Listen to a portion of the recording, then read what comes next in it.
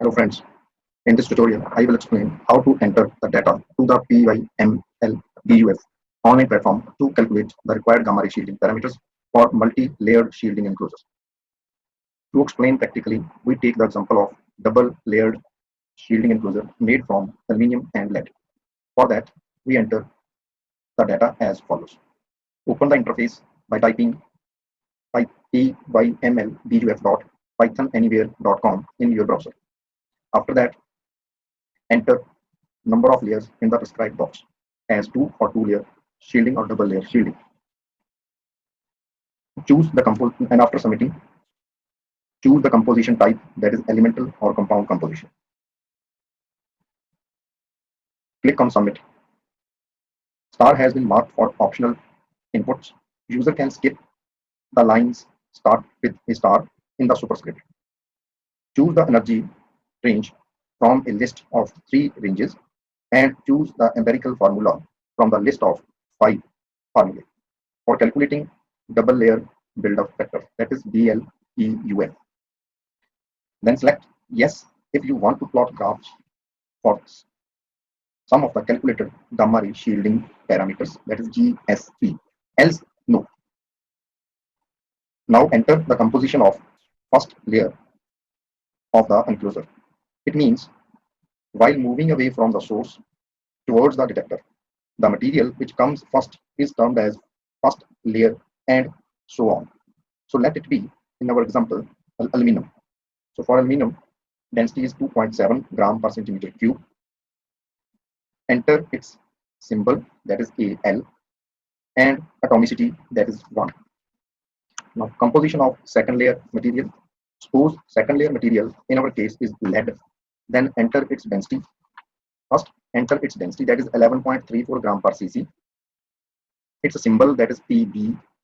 Then atomicity, that is 1. Now input composition has been completed. Now click on submit. After submit, it starts calculating the gamma ray shielding parameters and plotting graphs. The calculated GSP and plotted graphs will be emailed to you as a compressed file. The calculated data will be provided in the CSV file under the name results. You can open it in Microsoft Excel. So after opening it, you can see the calculated data.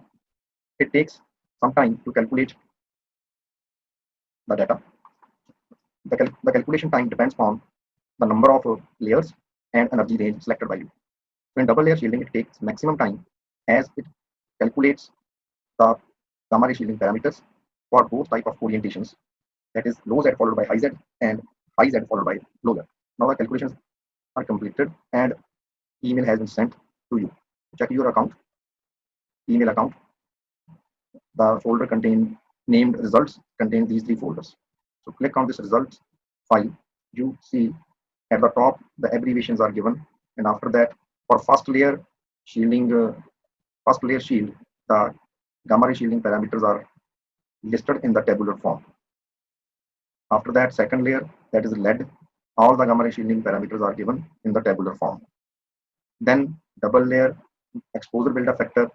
To calculate double layer exposure build-up factor, some parameters are required like beta, gamma, L, etc. and K. So that have been provided in this table.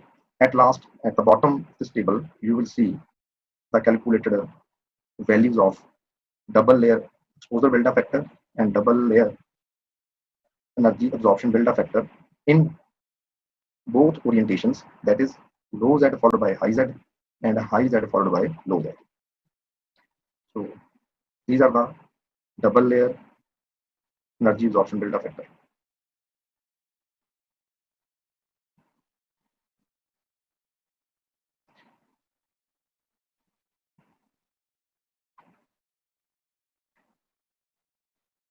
The description of plotted graphs is as follows.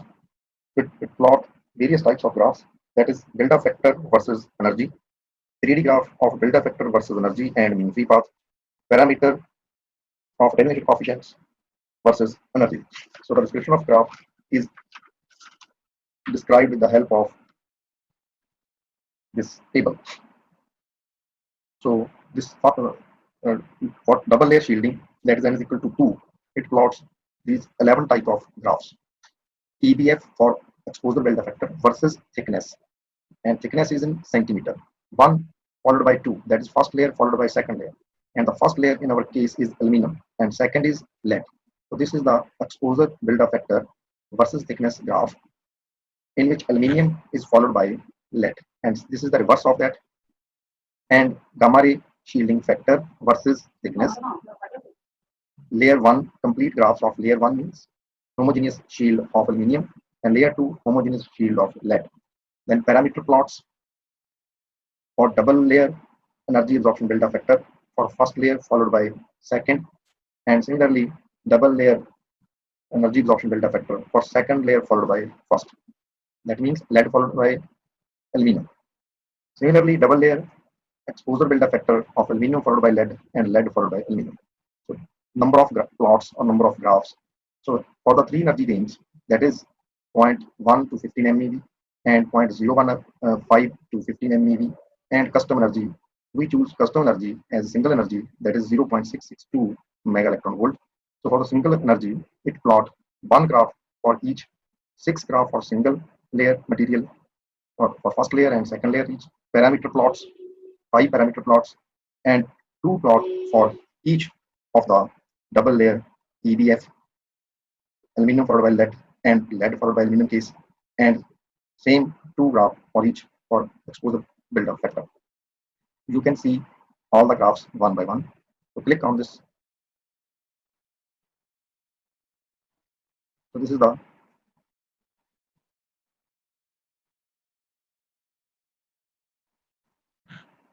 EBF versus thickness.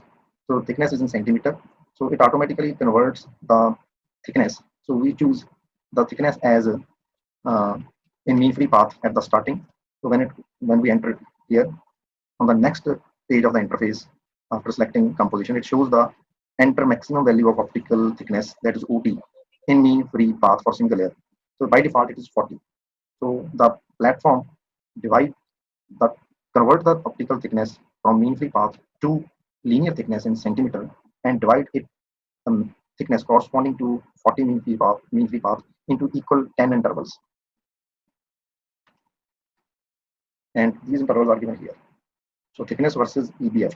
So for first layer, for second layer, and this blue line represents double layer EBF. So it is evident from this figure that EBF, that is buildup factor, get reduced in the combination of 2 layers of same thickness.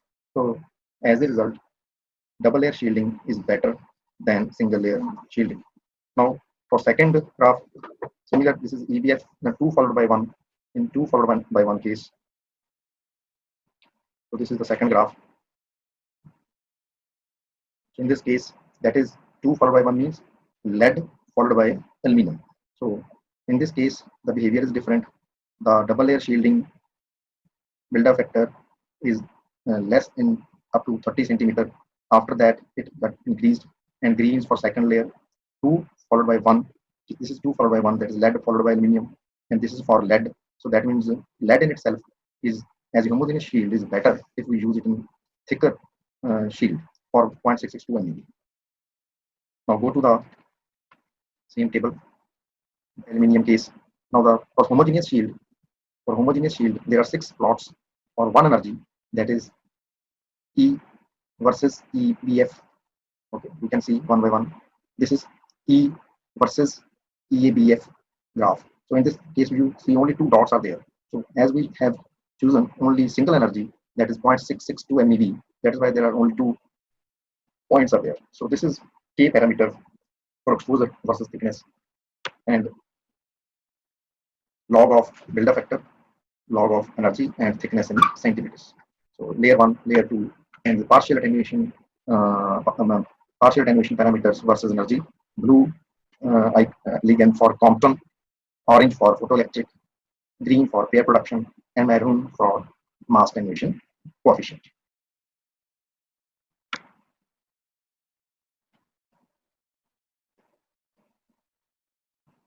So there are 5 parameter plots, and this is for first layer, that is aluminum, and this is for second layer, which is lead, and HVL and energy, half value, layer thickness, mass transition coefficient versus energy for both materials, mass energy absorption coefficient versus energy, Z effective versus energy. So for double layer EBF, double layer EBF, for double layer EAPF, that means this is thickness of first layer, that is aluminum. This is the thickness of second layer, which is lead. So when we vary second layer thickness, keeping fixed first layer thickness, how the build-up factor change, that can be easily understood from this graph. Second, that is lead followed by aluminum. And this is the combined graph, variation of thickness of both layers, first layer as well as second layer, versus double layer energy absorption build-up factor at fixed energy, that is 0.662 MeV. And this is opposite case. This is first followed by second, that means aluminum followed by lead. And this is lead followed by aluminum. Yes, you can see the variation. So both are totally different. Now, so now it completes all the graphs for one energy. So that means for one energy, it was 4 plus 12, 16 plus 521 and plus 6, 27 graphs. It plots 27 graphs for one energy. Now, for the energy range 0.1 to 15 MeV, it plots 22 this type of graph for each energy, because there are 22 intervals in this energy range. So it plots 22 graphs, one for each energy. And in this case, for one layer, only 6 graphs are there. And again, for second layer, 6 graphs. Parameter plots, that is combined attenuation coefficient of the double layer shielding. That is again 5, same graphs.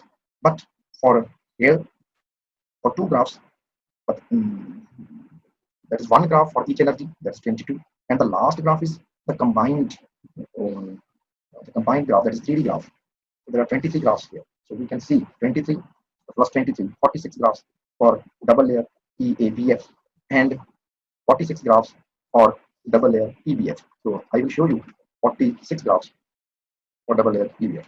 So there are total 46 items in this folder. It contains both double layer EBF and double layer EABF plus combined graph of the both. So these are the combined graph of the both. So you can see a larger view. Okay, so double layer EBF, double layer EBF log along the y-axis, z-axis, then thickness of first layer along this x-axis, thickness of second layer in centimeter along this y-axis. So the 3D graph for each energy interval in this figure, all the graphs are combined into one graph in the form of surfaces. So similarly, this is 2 followed by 1, that is lead followed by aluminum. This is aluminum followed by lead. So see the variation of the both. So, and other graphs are 2 followed by 1 at fixed energy, that is 15 MeV, then 1 followed by 2, that is aluminum followed by lead at 15 MeV. See the difference. So totally there is a change in the graph. Again, at different energy, there is a change. So all the graphs have been plotted and at each energy. So in total, there are 22 graphs for double layer exposure build-up factor and 22 graphs for double layer energy absorption build-up factor, plus one graph for the combined double layer exposure build-up factor and one graph for combined double layer energy absorption build-up factor. So total 46 graphs are there. Now we come back to the main figure. So similarly, for the energy range 0.15 to 15 MeV, there are 31 graphs are there. 31 here, 31 and 31 and 6. Again, they are same, but here 31 plus 1, that is 32 graphs are there. 32, 32, and last is again 32. So these are the total number of graphs that it can plot. So take the sum. These four graphs, I have forgot to explain these 4 graphs. There are four graphs are there of the combined EABF, that is 1, 1, 1. So these are the specific graphs. You can plot the graphs at specific. So if you enter 1, 1 here, it plots the graph at 1, 1 means the path. You can vary. You can change the optical thickness of each layer. User can edit it as per his convenience to plot the graphs. So these graphs are for specified 1, 1 by default, and you can change it. So this is EABF. point graph, and this is at a fixed thickness of first layer, one mean free path, and varying thickness of second layer at different energies. This graph represents. And this graph represents again 1 1. That is by default. You can change it, and the combined graph represents the double layer energy absorption buildup. So this is exposure buildup again. So this is all about the double layer buildup. Thank you for watching. Bye.